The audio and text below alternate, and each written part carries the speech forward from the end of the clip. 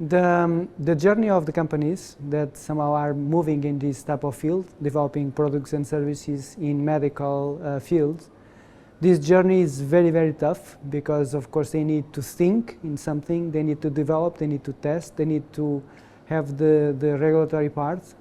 And this, of course, is expensive and is quite time-consuming. It's somehow someone need to look to all of this journey and try to identify the gaps, right? And maybe the development part, it's not a gap because you can find a lot of resources, a lot of money to finance the development part.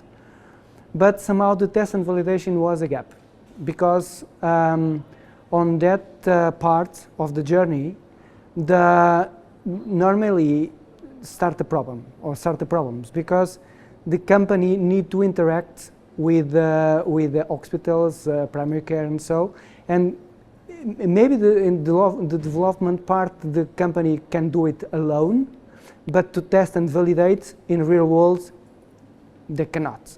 Then they start the problem because the process is not organized. Like the hospitals don't have like a door open to receive the startups with everything organized. That's why exists the TEF, is to organize the process, right? To focus in some services related to test and validation to support the companies in this type of journey. Could be a quite simple test or could be a more complicated one, but both are important because in the end, the company need to perform small jumps to attract more money. Because if they test more, they could attract more money. Then it's a cycle, or in fact, different cycles, and that's why the TEF could support the companies to perform these small jumps between validate, get more money, validate, and get more money. Yeah, in the Portuguese node, we have, of course, different services. One of the services that the companies valorize more are the regulatory part, right? Because it's very difficult to navigate. Now with the introduction of AI, will not simplify the process.